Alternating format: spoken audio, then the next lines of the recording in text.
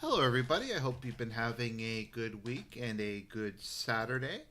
We're going to do some updates. I don't have a ton of articles to go through. We're just going to talk about, in general, what's been happening because Schrodinger's war is continuing. Everything and nothing is happening. The main thing I want to focus on, though, is Biden. Just taking a look at the whole situation, I was debating getting like a bunch of gaffes together and covering some of kind of the minutia of what's been happening with Biden, but it's just yeah, I think it's better if we just take a broad look at this because I'm going to be honest, I'm just completely baffled, um, completely baffled. By the way, so I'm just calling if I'm doing like a general news show of sorts or a general geopolitical show. I just decided it's going to be called Enduring Ideal. And yes, that did come from a magic card, but I think it's a cool name. So it is what it is. In the words of the great Greek philosopher Darkside Phil, it is what it is. Nothing I can do, but I digress. Decided it's going to be called. Okay, so let's see here. Let me just share this.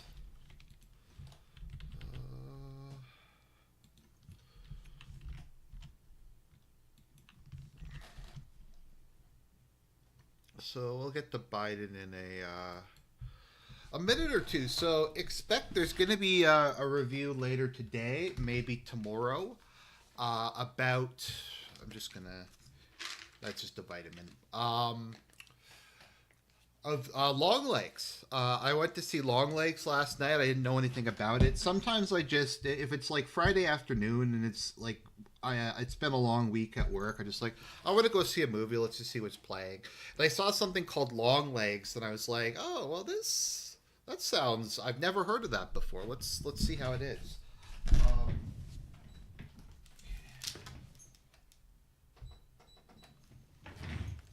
okay, let me know if that's too loud. I'm just putting my air conditioner on. It's very hot where I live. And I looked it up and I'm like, whoa, Nick Cage is in this. And this has like a 90% on Rotten Tomatoes for like a horror thriller movie. That's very rare. So I went to see it. Honestly, it might be the best movie of the year. We've had some pretty good indie films this year. We had this. We also had, what was it called again? Late Night with the Devil, which I actually also thought was really good. So you know what? It's not been the worst year for movies. We had Dune Part 2, which I had some issues with, but big film. Furiosa had a lot of, was like not great, but I enjoyed it. I thought it was an okay film. So we've had stuff happening. So let us start out with just taking a look at Deep State UA. Okay, so I'm sorry if I didn't get like a ton of articles together for this one, but it is what it is. Okay. So the first thing to talk about is Media Zona. So Media Zona was a media company put together by Pussy Riot. If you remember them, they were the anti-Putin band who got beat up by Cossacks. It was pretty awesome. But they were running Media Zona. So Media Zona was trying to do an accurate accounting of the casualties in the Russo-Ukraine war because it's basically all over the place. You have people saying that Russia's taken like 100,000, 200,000. Zelensky will say like 400,000. No one really knows. So Media Zona said, we're going to have ethics and combat reporting despite being run by a group called Pussy Riot. And their methodology was they were counting only confirmed kills. So social media posts, newspaper articles, stuff like that. Only if they could confirm someone had died would they post it. And I forget what the final total was. I think it was around 60,000. It might have been a little more. It might have been a little less. But basically, it was completely different from all the other estimates that we were seeing. Now, this is proven, and this was in partnership with the BBC. So a lot of people were citing this, I guess, from the more kind of pro-Russia, more kind of skeptical standpoint, as going, look, you have the BBC and Pussy Riot. They're pretty much the most anti-Russian people possible, and they're saying the casualties were only 50,000. So I think, I don't know, somebody went to them and got, like, told them to just to shut it down.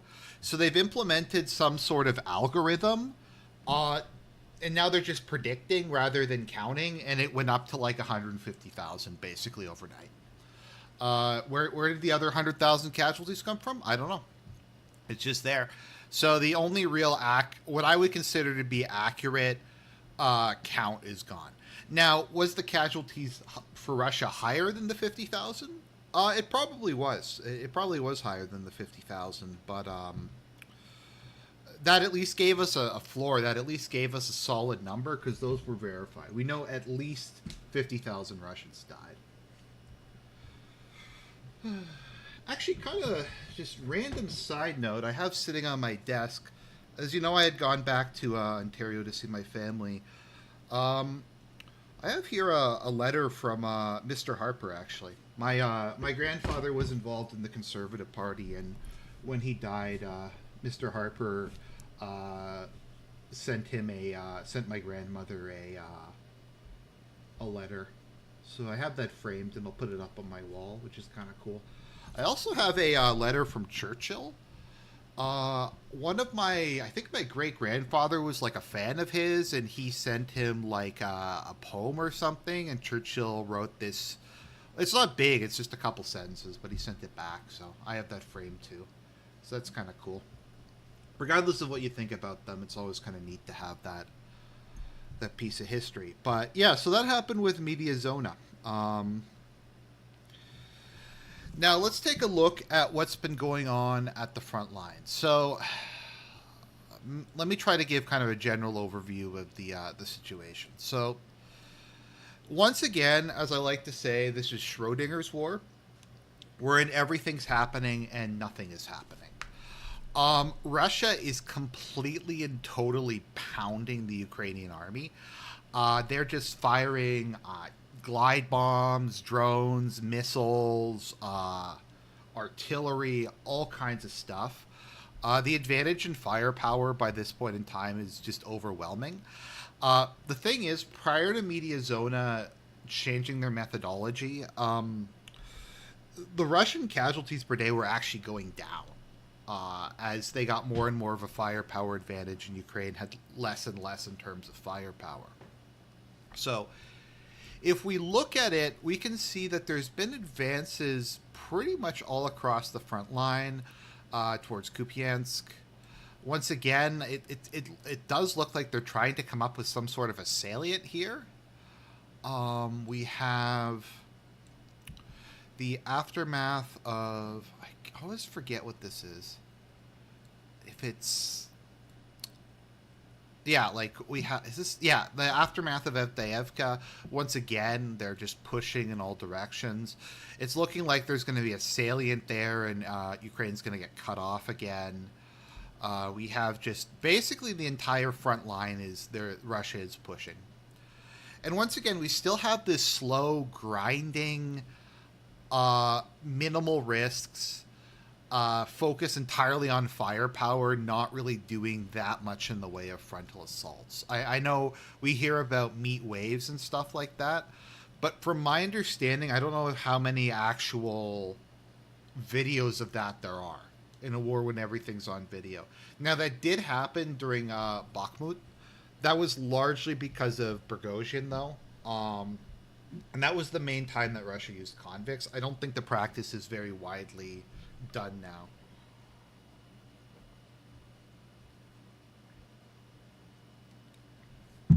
Now, one of the problems Ukraine has been facing is that they have no strategic reserves left. So, okay, so for those of you, let me just take a step back, just explain a military thing. So, in war, you have most of your army, generally speaking, on the front line. So they're holding the front line, they're in trenches, they're in bunkers, or they're actively attacking. Most of your guys are there. You hold a certain number of divisions, though, in reserve. And they're your strategic reserves. And what they are there for is if something happens, as it inevitably will, you have fresh troops that you can rush to that location to help out your local, the local status. So they would be there if there's a breakthrough, like if you have more success than you expect during an offensive, and the enemy just crumbles, you can rush reserves there and just try to exploit it. If your opponent attacks you, you can rush your strategic reserves there. It'll change the on the ground situation, and often your reserves will be fresher and will be kind of more combat capable in a sense. Ukraine does not have strategic reserves anymore, so what they have to do is pull people from one part of the front line and send them to the other. Now, one of the problems, there's a number of problems with this. Number one, that just means that you can only strengthen one part of the front line by weakening another. It's a zero-sum game, and because Russia's attacking pretty much all along the front line, it's kind of just picking your poison at this point. It's like, we're going to move it from the areas we're moving slower to the areas we're moving faster. Ukraine also is just kind of out of manpower, or is quite low on manpower at this point in time. There's a whole bunch of other issues with not having reserves. If every man has to be on the front line, like I said, nobody can be resting. No one can be in training, really. If you just have to basically rush everybody. I'd imagine with reserves, sometimes if they're not like high priority reserves, you can maybe put lower quality troops in that and keep training them up or something. But basically, Ukraine's been having to go all over. It's like in one of those cartoons or something.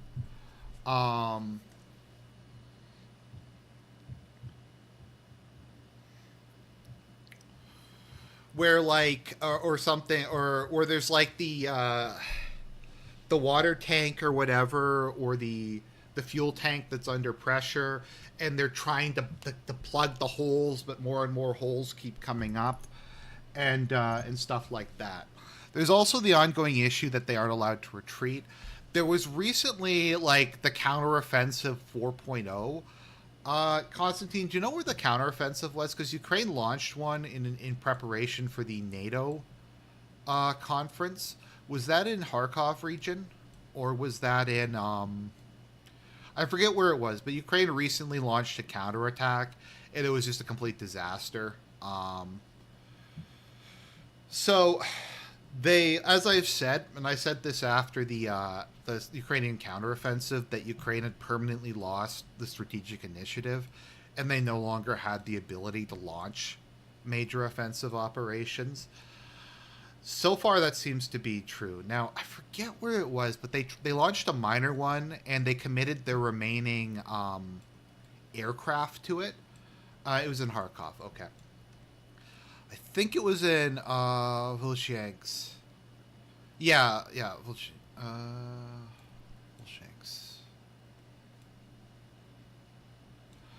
Yeah, I think it was here that they launched a counterattack. They brought in most of their remaining aircraft, and Russia just blew them up. I think they briefly retook part of the town, but then they just got pushed back. One of the issues is when your opponent has massive firepower superiority, if you come out of your like fortified lines and your bunkers and your trenches, they can just pound you with everything they have. So that's currently just kind of how things have been happening. Now, to my understanding, I could not find a source for this, but apparently the current Western plan is Skynet. Is what we're going to do is I think it's called the International Drone Coalition. We're going to build Ukraine 1 million drones by next year, 300,000 units now with 1 million more on the way, and we're going to make this massive drone swarm, and it's just going to sweep across Russian lines. They're going to be AI controlled, and Skynet is going to beat Russia. To my understanding, that's the current like scheme. Of course, one might ask, like, why would you announce this a year ahead of time? But that's just how this war works. Like, we're going to announce that the plan is we're going to build a massive drone swarm that won't give Russia any time to get ready for it. Russia's proved that they're just not good at that kind of thing.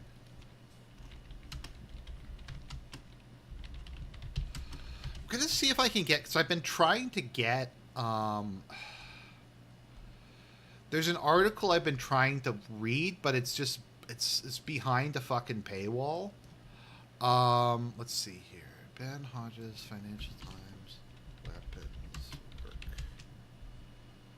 Okay. All right. Let me see how to get past paywalls. Paywalls. Because this article was amazing. This article was incredible. Just the level of retardation on display here.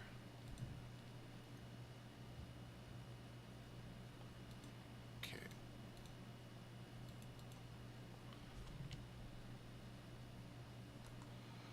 Nope, doesn't work. Maybe it just doesn't work with Brave. Please enable JavaScript. JavaScript is enabled. Okay.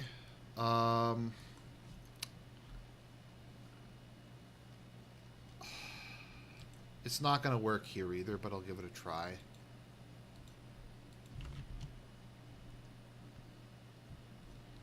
Okay. Well then.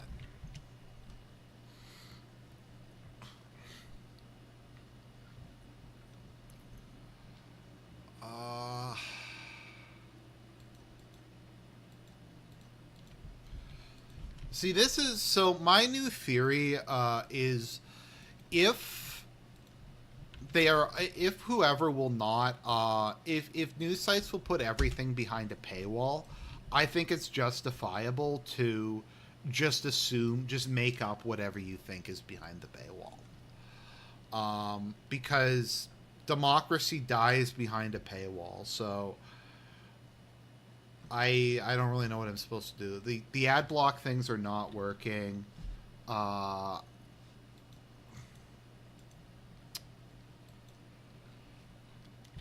But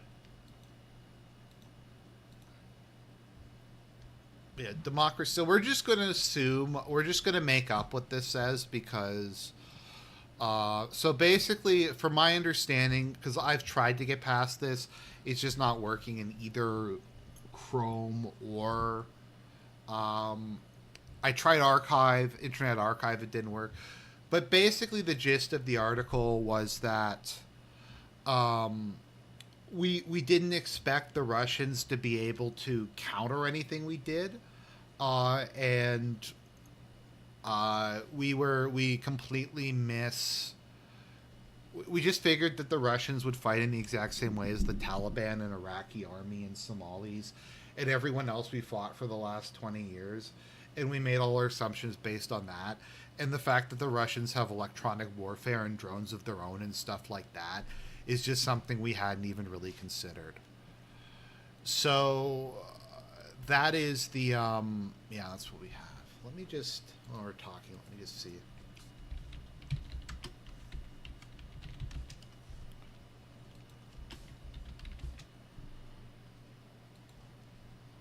Let me just see if the if I can get this working in Chrome.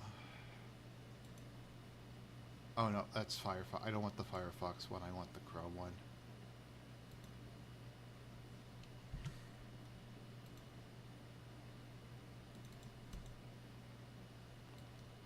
Okay. Okay, Chrome extensions. Some fucking great content. Your file couldn't be accessed. That's cool. Of course it can't.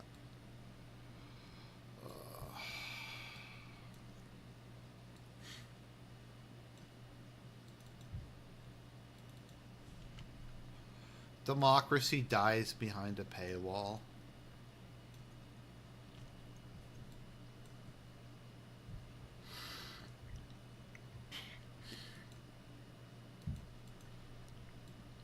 This is great fucking content. Okay.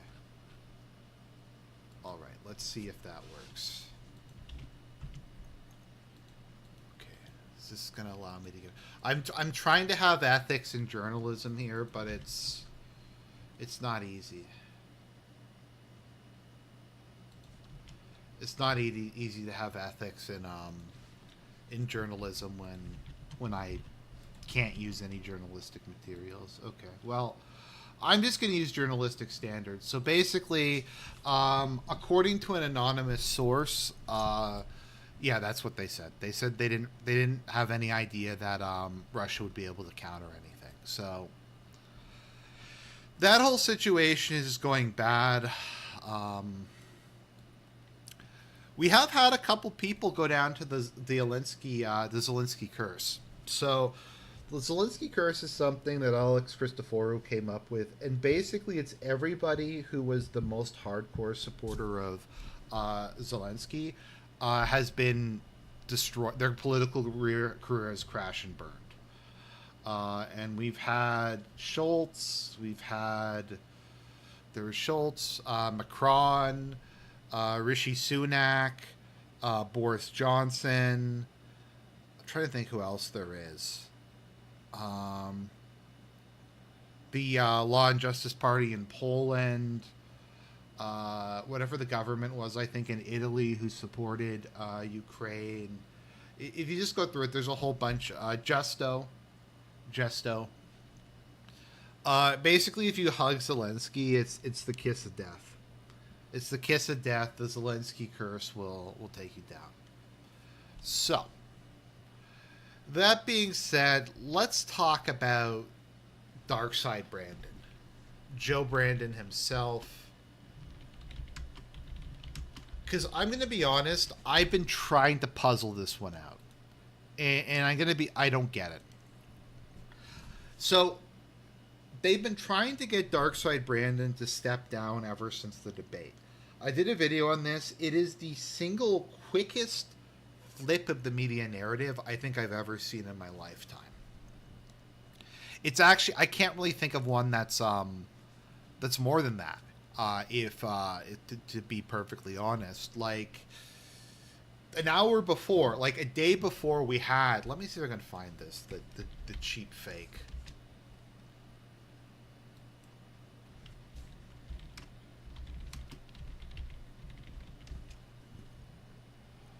Okay, here we go. The White House is in an uproar, blasting what they say is a right-wing media attempt to make President Biden appear senile by manipulating and selectively editing video clips. They do these cheap fakes. They're cheap fakes. In this video widely circulated on social media from the D-Day commemorations in France, the president appears to wander off, lost and confused. But what you don't see is that he walked over to talk to a skydiver, giving him a thumbs up. So, I think this was... When did this come out? Let's just do this. So what date was the debate? Because I think this was literally the day before.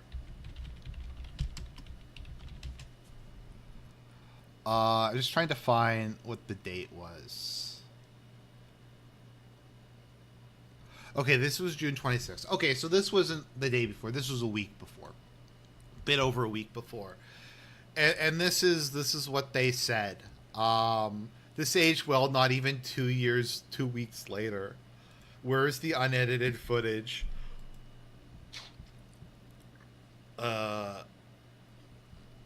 So this was this was from a week ago. White House slams Republicans for making cheap fakes. This was like the week before.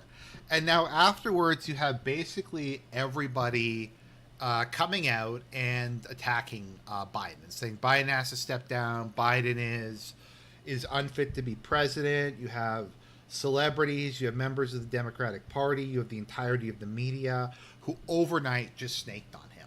I've never seen one quite this quick before. Now, let's just take a step back, because some people might say, and I think this is a fair point, well, maybe these people, and we're going to give more good faith than they deserve and more of the benefit of the doubt than they deserve, but maybe they didn't think it was this bad. Maybe, yeah, they thought Fox News and the Republicans were playing this whole thing up. Maybe they thought, yeah, they picked the clips of him at his worst. Maybe they just thought it was just him stumbling and through stuff or stuff like that, but he was overall still qualified to be president. Biden's always had these kind of issues where he stumbles over and he says the wrong thing. But then they saw the debate and they're like, you know what? It's a lot worse. It's a lot worse than what I thought it was. So I think it's time for Biden to just step down and let someone younger come out to defeat Donald Trump. And if people had said that, I still think it would be disingenuous. And I think that they would know that they had been lying this whole time. But you know what? People change their minds. I changed my mind about COVID. Lots of people change minds about a lot of things as time goes on. The issue is when you change your mind about something, I think for basic intellectual honesty, you have to say that you changed your mind from your previous position, and you have to provide like a valid reason why you changed your mind. If new evidence comes up, then that's fine. But the thing is, I haven't seen any of that. I haven't seen like any of these people, and maybe this is because I'm not watching enough media, saying like, oh, they're pretending like they've been saying this for the last 4 years. So I just wanted to talk about that off, because I think that is an important thing, and people talk about flip-flopping. But I do think there is a qualitative difference between flip-flopping and just changing your opinion. And I've been meditating on this, and I think it's A, admitting you changed your opinion, and B, you have to provide like the reason that you changed your opinion. Or else it just feels like you're doing it as part of a grift.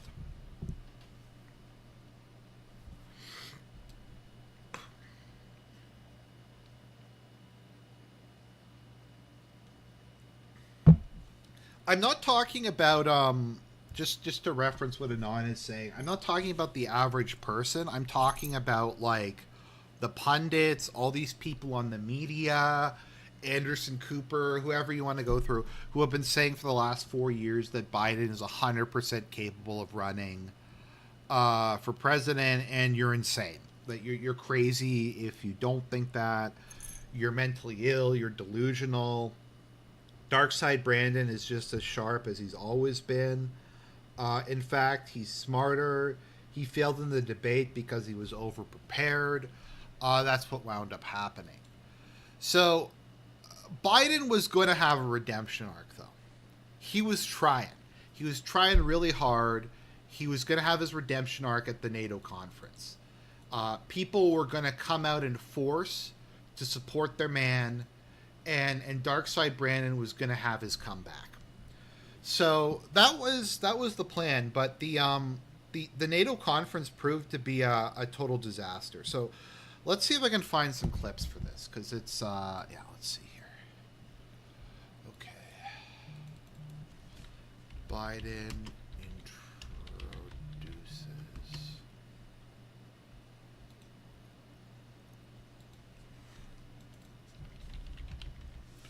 So it started out with this.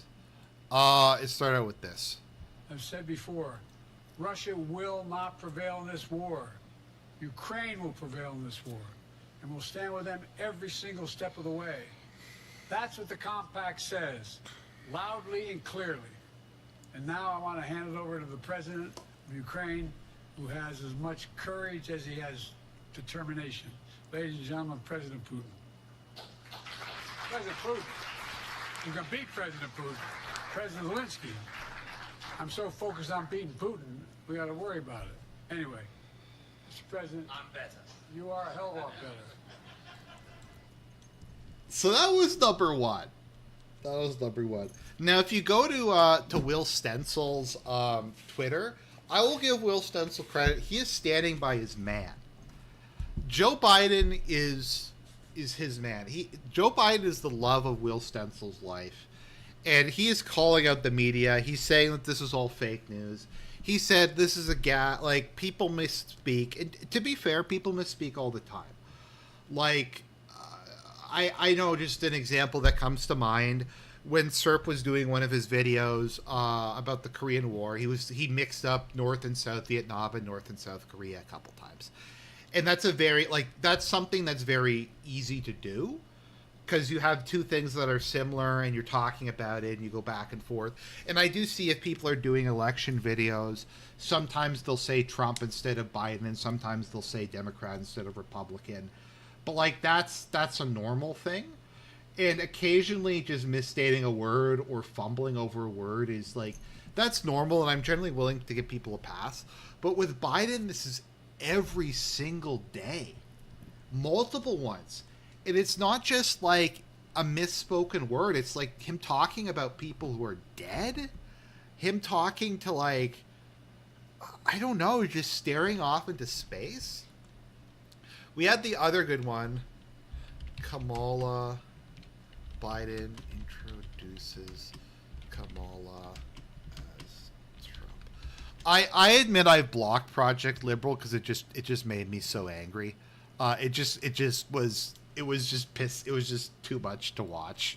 My question for you is, how are you incorporating these developments into your decision to stay? And separately, what concerns do you have about Vice President Harris's ability to beat Donald Trump if she were at the top of the ticket? Look, I wouldn't have picked Vice President Trump to be vice president, but I think she was not qualified to be president. So let's start there. Number one. The fact is that the consideration is that I think I'm the most qualified person to run for president. I beat him once, and I will. It's over. It's never been more over. Do you notice that he didn't even notice he made the mistake? Once again, I mean, people misspeak all the time, but he didn't even notice. So I guess like Putin and Trump are just living in his brain rent free. It's just, it's so bad. It's so bad. What was the other one? Let me see if I can find the big boy press conference. So a while back, I forget if it was Trump or one of his surrogates was fucking with Biden. And they're like, look, Biden is so inept, he can't stand up and do like a press conference for a couple hours. Like, if you've ever seen Putin will do 3-hour long press conferences without notes.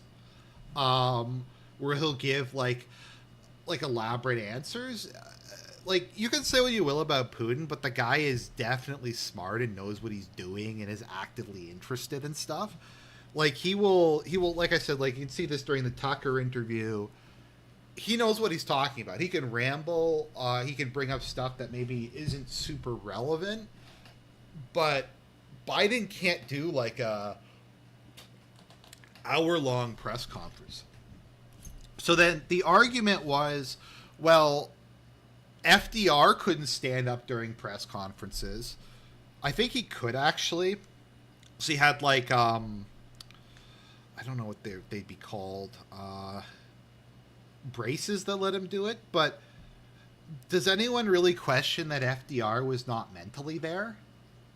Like, did anyone think like FDR was like, had severe cognitive decline or couldn't run the country? I'm not saying whether you agree with him or not, but like, did FDR stumble over every single word? The point is that it's part of a broader like dementia cognitive decline thing, whereas with FDR it was primarily just a physical decline, but he was still mentally capable of exercising the duties of president. I just think that is kind of obvious. So what they decided is they're going to come back. They're going to have the big boy press conference.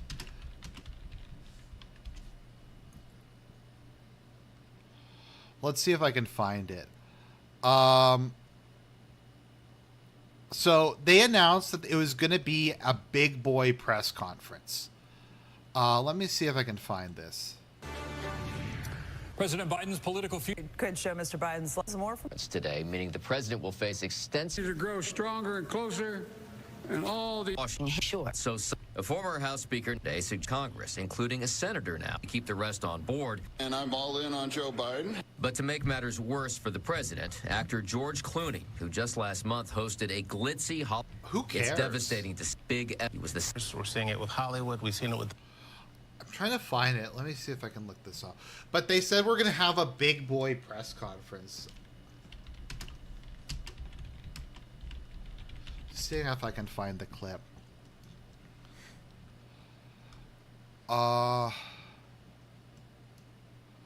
So they were calling it the big boy press conference, and this is what his staff was saying. This is what the liberal media was saying. This is what his surrogates were saying, is we're going to prove to you once and for all that Biden's smart. Biden is a fucking genius. He's Professor Biden. He's a king. So we're going to have the big boy press con. And that is literally what they referred to it as. I'm trying to find it. There was, somebody had done a compilation of all the big boys. The big boys. Okay, here we go. Maybe this is it. Worry not, Biden's team has a plan. Tomorrow he'll hold a press conference to show that he's fully in charge of all his faculties. Oh, fuck. Unfortunately, their branding isn't helping. The next test is what the White House says will be some kind of a big boy press conference. He'll have a press conference, a big boy press conference, his big boy press conference, a big boy press conference. I guess a big boy press conference is what we're calling it? Oh my God, stop saying big boy press conference. It sounds like he's going to show everyone that he can tie his own shoes. Although, at this point, it would be reassuring to see him do that.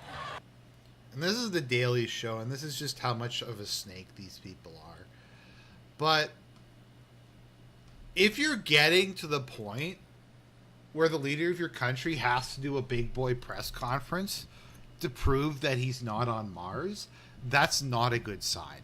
That's not a good sign. That's not the place where you want to be. So, given that long introduction, let's get to what my point is and why I call this whole thing rather enigmatic. How did we get here? I mean, it was pretty obvious to most of us 4 years ago that Biden was just not there. And he was going to be declining cognitive... He was going to have... There we go. There's an example of a brain fart or whatever you want to call it. That his cognitive decline was going to accelerate as time went on. But we were told back then, and we were told over the past 4 years, that no, it's 100%. Biden is a genius. He's Professor Biden. He's Dark Side Brandon. He's going to lead America to glory. And they went on all in on it. But it would have been so easy, like maybe 2 years into it, for Biden to say, look, I'm getting up there in years. I think I have it in me to finish my term, but I'm going to retire after this, and I'm going to let someone younger take over. I don't think I can physically and mentally handle another term. And I think nobody would have questioned that. I don't think anybody would have held that against him. I don't think that would have been a scandal if he had just said that a couple years in, that he didn't want to run for re-election. He could even like put this as like the Cincinnatus, the George Washington, that he came out of retirement to save America from the Donald, and now he's saved America and he's going to go back into retirement. And he could have tried to come up with some narrative like that, but for whatever reason he just didn't, and he insisted the whole time he was just going to run for re-election. So the question is why? And it wasn't just him. The entire party was behind him. The entire media was behind him. So what happened? It was literally every single person just retarded? Like, it's and that's what's baffling to me, is I don't expect these to be like smart, like good people. Like they're scumbags. Most of the people in U.S. politics is scumbags. But I would think out of a basic desire for self-preservation, like, and to want to win the next election, they would have done something. I don't know. Maybe the assumption was that they were going to blow Trump out with the convictions, and Trump's candidacy was going to collapse, and Biden was just going to win by default. And when Biden won by default, then they liked the current position because they can just control him and just run the country without any real interference from him. Maybe that's it. Maybe Hunter and Jill like bribed all these people off with stuff like that. I don't know. It's just, I'm not sure what the thinking was. And even heading into like, so there was Dean Phillips and I think one or two other people maybe who were trying to run against Biden. And they just canceled primaries. They wouldn't let them run against them. Cenk Uygur demeaned himself to run for president. He was going to be the fallback guy if Biden couldn't do it, and they wouldn't let him. That's, I think, the only option they have now is to bring Cenk Uygur out, file a Supreme Court case allowing him to run for president, and that'll somehow get resolved in the next 2 months, and then he's going to be president. He's going to beat Trump because he's the kind of person who appeals to Middle America. The average American would like Cenk Uygur and would not think that he is a freak or a loser or a weirdo or anything like that.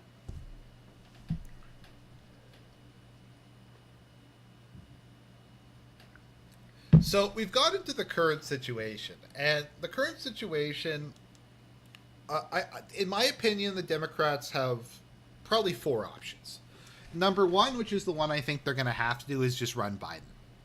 Is just go back again on the narrative and go back to what they were saying before the debate, that no, Biden, we were just joking when we said Biden wasn't mentally fit to be president. He's sharp as a tack. He's a genius. He's dark side Brandon. Just vote for Biden. Support Biden. He'll save the country from Donald Trump. They might even say, look, it doesn't matter if he's a vegetable. He's not Donald Trump. It'll be good. That's number one. Number two, they run Biden with the understanding that he will step down sometime after his reelection and let Kamala be president, whether that's immediately after or 2 years in or a year in or whatever. That's the second option. Third option is Kamala Harris replaces him. And the fourth option is somebody else replaces him. And I can't really think of anything else at this point in time.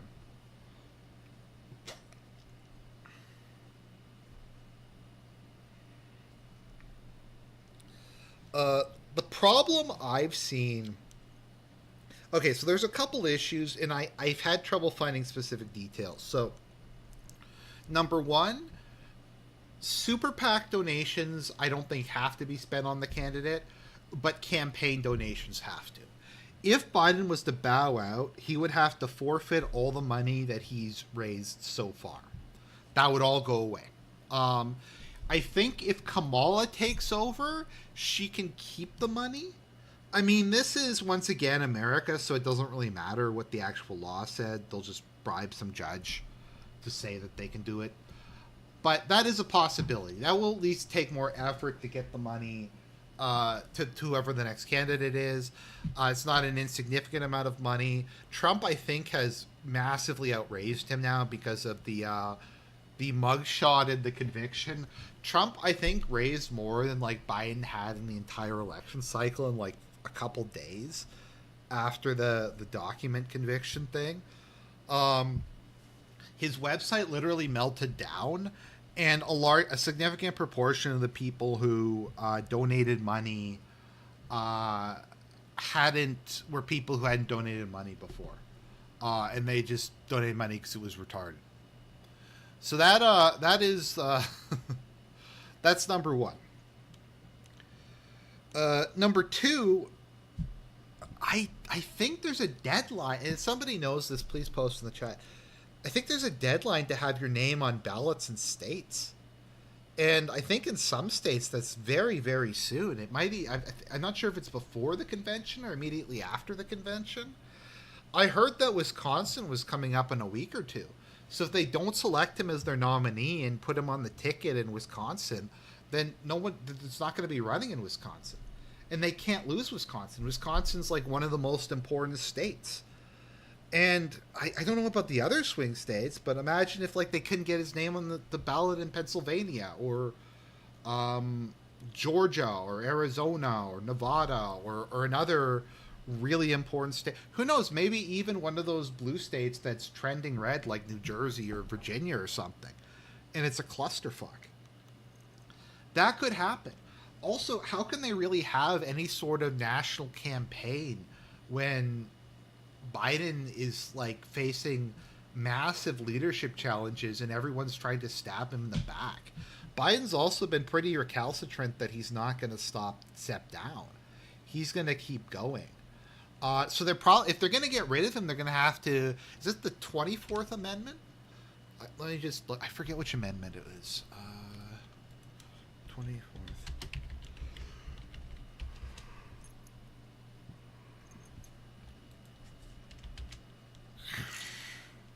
No, was it 26th?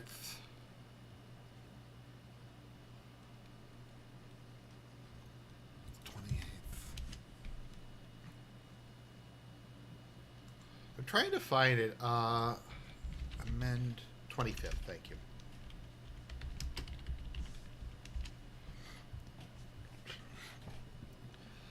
Okay, so the 25th Amendment clarifies that the vice president may become president if the president dies, resigns, or is removed from office through impeachment, and establishes how a vacancy in the office of the vice president can be filled. So I think there is debate as to whether this includes mental incapacity. Whenever the president transmits to his written declaration that he's unable to discharge the powers and duties of the office, and until he transmits them a written declaration of the contrary, such powers and duties shall be discharged by the vice president acting as president. So I'm not sure how this works exactly. If they just need the vice president and a majority of the cabinet, if they also need the House of Representatives and the Senate, if Biden has to agree to this or not agree to this. It's kind of this weird de facto ambiguity thing. Now, my understanding is like I think what the initial I think what this is mostly supposed to be is if like someone gets hit by a truck and they're in a coma, or they're like they have cancer and they're hyped up on pain meds and they're just like not able to even do that, like even kind of just go anywhere. So I think it says, I'm trying to find the thing with George Bush. No, but that's removal. Vice President of the majority is the default procedure. Congress can set another procedure which will replace the default, but they haven't. Okay.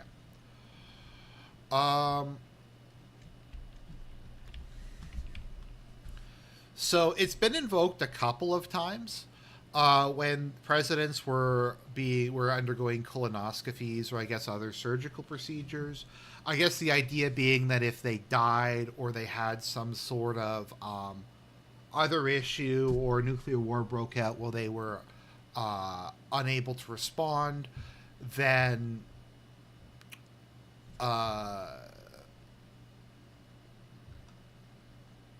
it would just be a smooth transfer of power. Okay. So we have that. Okay. So they've discussed invoking this. Now, I'm not an expert on American legal procedure. I just don't think it really applies here. Like Biden is mentally like not there, but he's still like moving around. He's not in a coma. He doesn't have like an active cancer. He's not under general anesthesia, that kind of thing. And so I don't know if it really applies. I mean, once again, people in the chat can who know more about this are welcome to weigh in, but I feel like it's going to be hard. to do this, and it might take a court challenge. Also, the Republicans in the House might just make it so that they can't do this, because it's so embarrassing and so humiliating for Biden, that they might just prevent them from changing it at this point in time. So, what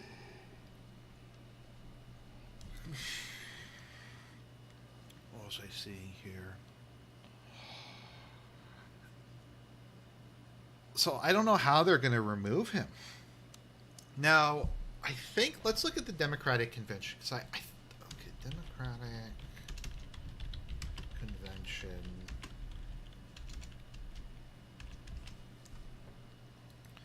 Okay, so I want to see, did they give all the delegates to Joe, or did they, yeah, so Joe Biden has all of the delegates. Let's see here. I believe they are pledged. Yes, they have to vote for Biden for at least the first round, since no one else basically was even, like, ran. Unless maybe this is Dean Phillips' like master 4D chess strategy. I think he's going to win on the first ballot. I don't think the superdelegates... Can the superdelegates vote on the first ballot?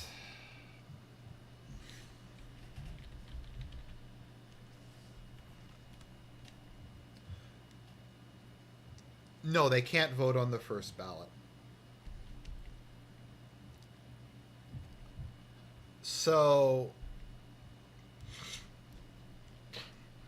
Because I was thinking if there was enough superdelegates to overturn the results of all the pledged delegates, they might have been able to do that.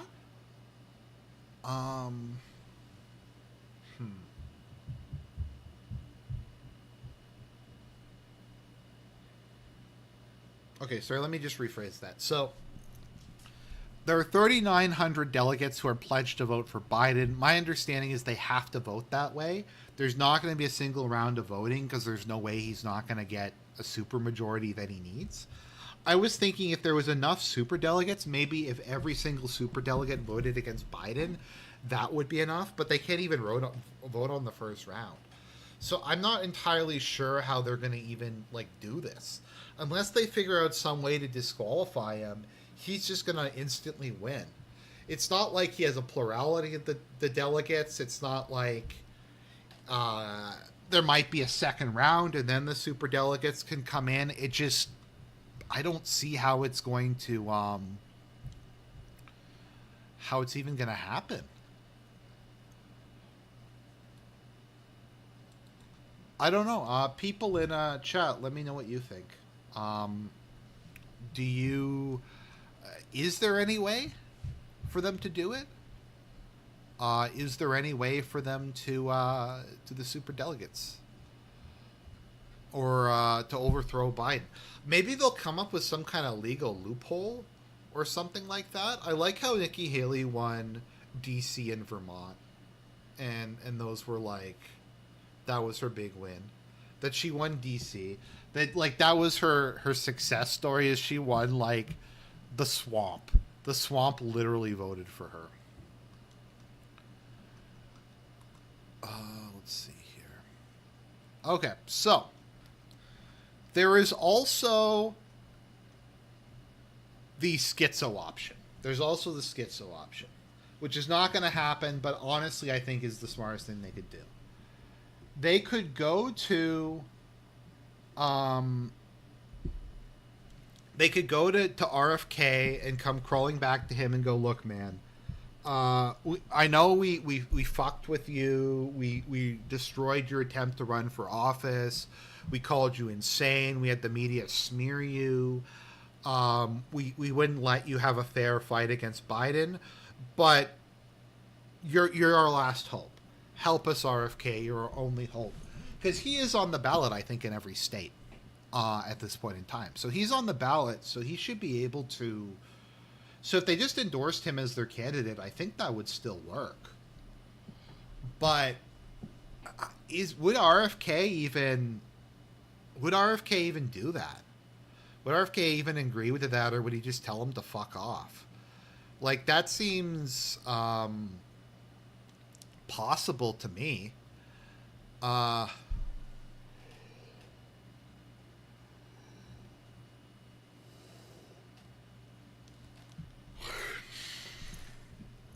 Also, the Democrats would never do that. They never come crawling back to RFK because RFK is against Project Ukraine, and that would just, under no circumstances would they ever allow him. Somebody who does not support Zelensky 120% to be their nominee. So once again, I ask you, what the fuck happened? How did literally just no one see this coming? Did they just think Trump was gonna was gonna be in jail and couldn't run against them? That they didn't need to run an actual campaign? I don't know, and it's bothering me, because like I know these people are stupid in some regards, but and this is maybe naive. I felt like their need for self-preservation and their own greed would have got them to figure it the fuck out. Now, something I forgot to mention is, okay, so people hate Kamala. Kamala is a fucking disaster. Nobody likes her. She would not do well. But, so people are saying, oh, we're going to bring out Gavin Newsom. We're going to bring out some other random guy. Let's just think about the optics about this for a second. So, Kamala is going to be the new Rosa Parks. She's a woman of color, and she's going to be sent to the back of the bus and told, look, you can't run for president because you're a black woman. We're going to bring the white male, and he's going to run for president. The optics of that, I don't think, are very good. I don't really see how they could do that even. We're gonna deny Kamala her rightful position as the first black Indian whatever. Yeah, but the thing is, like, I don't think Kamala is Hillary 2.0. Because Hillary, you can say what you will about Hillary. Hillary is a very intelligent and cunning person. She's evil, but she's really smart. I don't think Kamala is nearly as smart as Hillary. Keep in mind that Bill Clinton was like a really smart guy. He was sleazy. He was corrupt. He's a bad person, but he's a really smart guy. He was a Rhodes Scholar.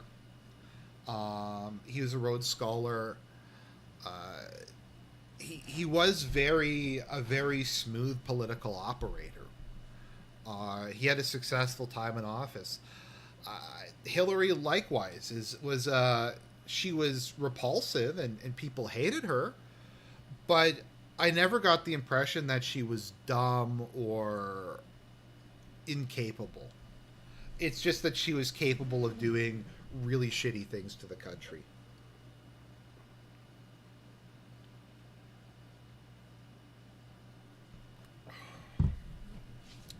Now, the other thing I've heard from behind the scenes is Obama stabbed Biden in the back. Obama has been behind the scenes trying to fuck Biden over.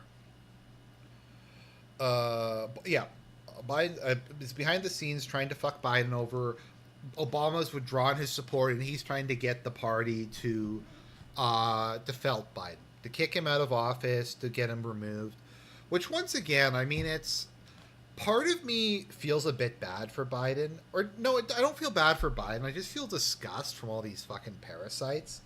All these people who gaslit us for years, who said Biden's a genius, he's Professor Biden, he's Dark Side Brandon, he's the greatest president ever. And now they're just snaking on him. They're saying, oh, he's retarded, he's crazy.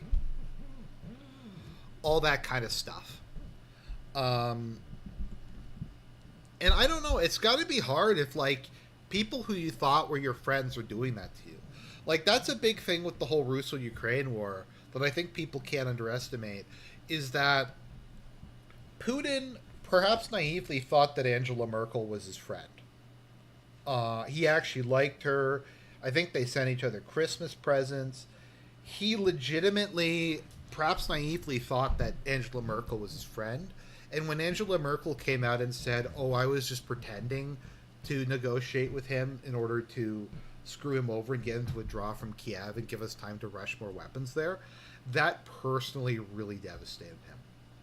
That actually, I think, really hurt Putin. And if you look at some of his speeches after she said that, and some of his speeches later, he seems like legitimately devastated by it. And once again, you can say who in their right mind would trust Angela Merkel, but at a certain level, you have to feel bad for the personal betrayal.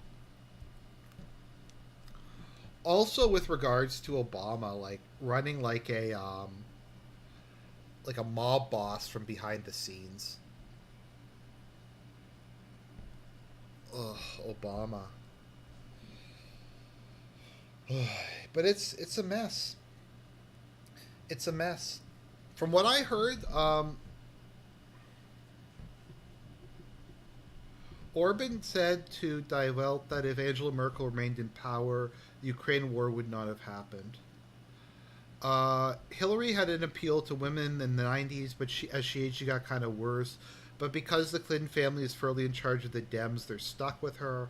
He was probably like, no way, they'll just suicide their own economies like that. Well, once again, Hillary is evil, and Hillary looked like a goblin, but Hillary is very intelligent, and her brain was clearly working just well in 2016. She was mentally capable of being president. She wasn't calling Zelensky Putin, and she wasn't calling Kamala Harris President Trump.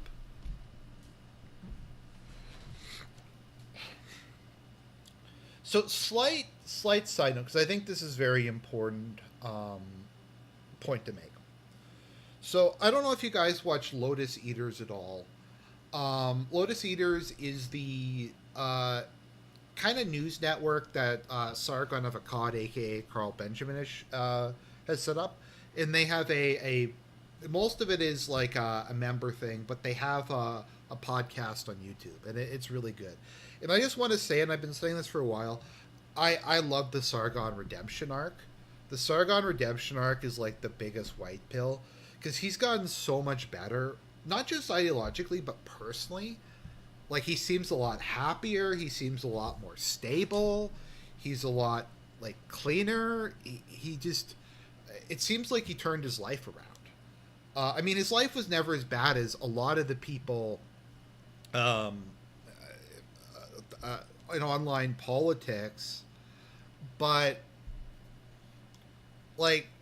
he's running a successful business now. I think a lot of it is he took the dad pill. So Sargon is the stepfather, because I think he has 2 adoptive kids, because his wife had kids from a previous marriage or something. Now, his wife had a miscarriage, which Ethan Ralph and some other people made fun of, and I think it was pretty traumatic for him. But they had they had a baby. I don't know if they've had multiple babies. They had Alexander, and he's taken the dad pill, and now he's kind of this wholesome, folksy guy. So is Sargon perfect? No, but he is so much of a better place than he was a couple years ago when he was doing the UKIP nonsense, when he was doing the liberalists. And I just have to give him credit. I think you have to give people credit when they acknowledge they're wrong and they try to actually improve themselves. So I don't know, maybe Sargon will go back to being a lolcow, but sorry for that digression. Anyway, so on one of the podcasts, I don't think he was on that one, but it was a Lotus Eater podcast, they were talking about Bukele, and they were trying to say why the global elite hates Bukele so much. Part of the reason they hate him is because he's a populist, and what populist what a populist is in their view is someone who does what the people want them to do. So the people of El Salvador elected him to deal with crime, and he dealt with crime. And that scares the leadership of most Western democracies, because they get elected to do things and then they don't do it. Also, Bukele has an obvious parental affection for the people in his country. He doesn't hate them. They like him and he likes them. And he legitimately considers their best interests. And this is such a foreign concept to the people who run most Western countries that they find it terrifying. Also, the fact that he solved the crime problem in like a year shows that the reason that like the crime problem in the US could be solved. Like, the fact that all this shit is happening is a lack of will and a lack of giving a shit, rather than it not being like possible. And that's, I think, what terrifies them so much about him. And he'll do fun stuff. He'll like, I think he in his Twitter profile, let me see if he still has it. He had Philosopher King, which I think is pretty funny. Like, I think that's kind of clever.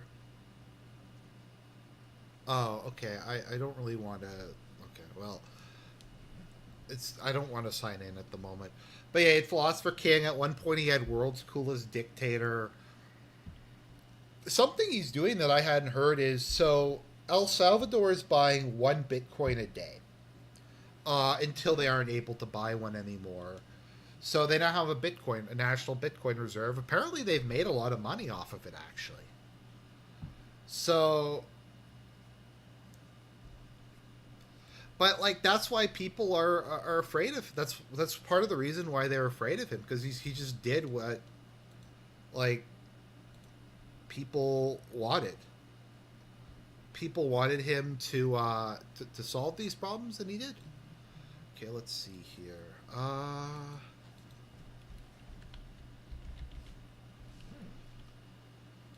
Okay, does he have Yeah, he has Philosopher King. Yeah, he has Philosopher King. Well, how am I not following this king? By the way, where is it? I know we're kind of getting off track, but my point is that the American elite hate the American people. They despise them. They think that they're pathetic. They think that they're just scum, Uber Jeets. It's so true. Okay, here we go. So people were shitting on Bukele for I'm just trying to see if I can find the picture. It might not have been that one. There's like a picture of him. Let me see if I can find it. There's so much cursed shit on my timeline. There's like a picture of him in a room with like him sitting behind a desk. So this is like the uniforms that the Presidential Guard in El Salvador wear. And they're like the coolest looking uniforms I've ever seen. Like it's fucking amazing. Like, look at it. This is what the Sardaukar uniform should have looked like. You got the drip. You got the gold. You got the capes. I'm just seeing if I can find that picture. I think El Salvador is like the highest country in the media when it comes to what's it called again? Yeah, okay, this was the picture. This was the picture that like a bunch of shit libs were getting triggered over. Bukele needs to start wearing a cape. Honestly, like, he needs a cape. Just go all in on it. So let's see here. But yeah, so I don't know what's going to happen with Biden. Is Biden going to step down, or are they going to force him out? Some of the chat said, okay, so if Biden is going to get removed, what's probably going to happen is somebody in the Democratic Party is going to pull a Godfather. You know what? Let's do this joke.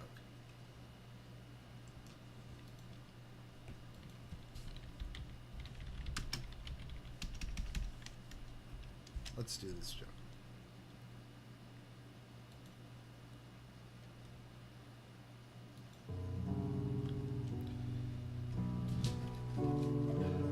Joe Biden, the big guy. It's time that we talk about your future as the nominee of this party. As you know, we've been in business with you for a long time now. And we've had a lot of dealings. And we've been keeping records of all of these dealings. Now, we don't like to be snitches, because snitches get stitches. But you're betraying the code of Omerta. You're hurting the Democratic family. You're hurting the Clinton family, you're hurting the Obama family. And if we have to throw you to the feds, then we're going to do it. So here's what you're going to do, Biden. You're going to step down, you're going to let Kamala the Capo take over, and Kamala the Capo is going to run for president, and we're going to give Hunter some more money. Hunter's going to get some more stuff like that.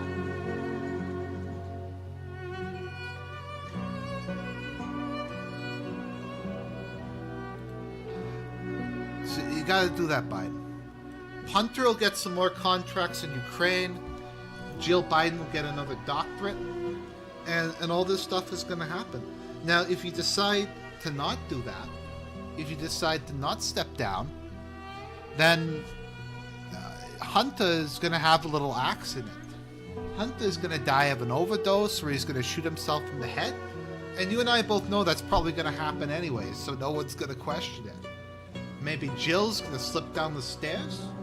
Maybe some other members of your family are going to be in trouble. Maybe the FBI is going to start looking into you, Biden. So that is the option. That's what you're going to have to do, Biden. And I think that's the most likely I think scenario to get rid of Biden is that, because we've seen this happen so many times. Also, this is the Clintons are involved with this, and the Clintons have a record of dirty business. Once again, when it comes to Trump, like when it comes to Trump, there's no credible statements that he's killed anybody. Clinton has there's a number of people who Clinton has probably been involved in the deaths of over the years. The fact that you had someone running for president who probably had multiple people whacked says something. But I don't know. I think that's the most likely. If Biden's going to step down, it's going to be something like that happen behind the scenes. We'll probably never find out about it. Maybe Biden went to Epstein's Island and they're going to reveal that. Or do we know if Hunter went to Epstein's Island? I would not be surprised if Hunter went to Epstein's Island.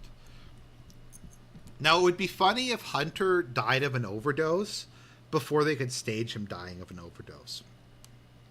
I could see that happening, to be honest. Is Hunter Biden dies of a drug over, like they come to plant the drugs and like inject him with the overdose, and they just find him there and he's already dead and drooling.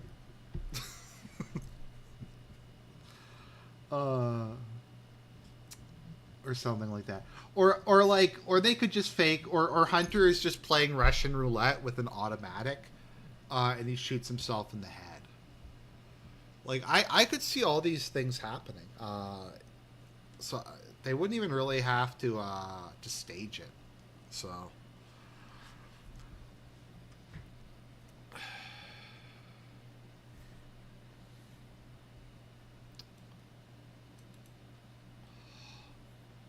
I think, okay, so let's just maybe to end this off, let's talk about what are the theories for what happened with Biden? How to get to this point?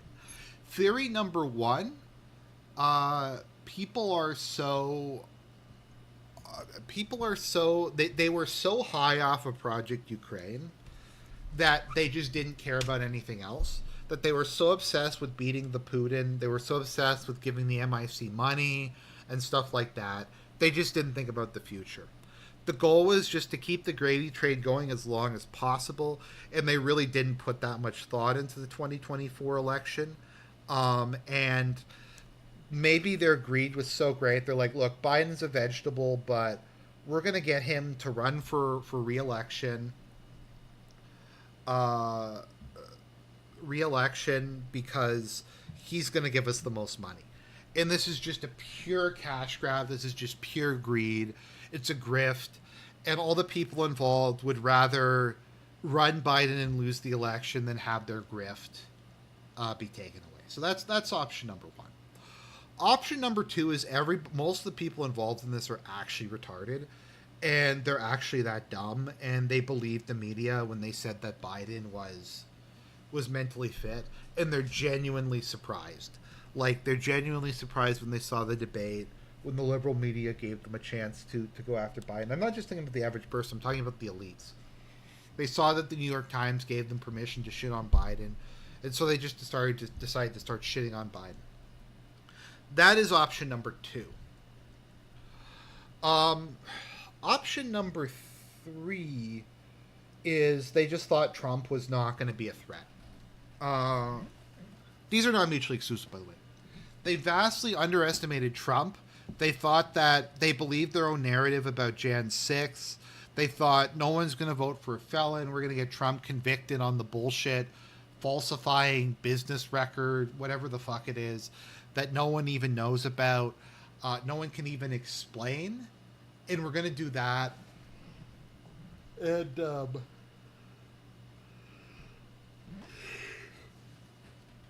he's going to be removed, and the Republicans aren't going to be able to find another candidate, or it's going to be Nikki Haley or something else like that. And we don't even need to worry about the Republicans. So Biden's a potted plant, but the potted plant is going to win. And there's no real chance. That, I think, is also a distinct possibility.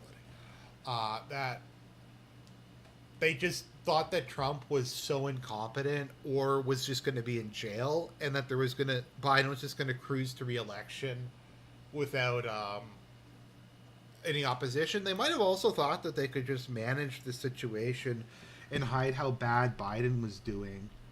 Long enough to get over the election threshold and then just kind of coast for the next couple of years. That's also a possibility. I don't know, though. I think, and here's my take. I think their bench is so bad, and the people that they can replace Biden are so bad, that dementia Biden, who doesn't know where he is better than anyone else they have. That he's still like the most likable guy they have. He's like he's more likable than Gavin Newsom. He's more likable than Kamala, than Pete Buttigieg, than Elizabeth Warren, than Hillary Clinton. Like, is there a single Democrat who's less of a space mutant than the rest of the bench? Like, the bench is disaster. And once again, you have the optics of Kamala getting passed over and being the new Rosa Parks and being forced to sit at the back of the electoral bus while whereas they put a white male in the head.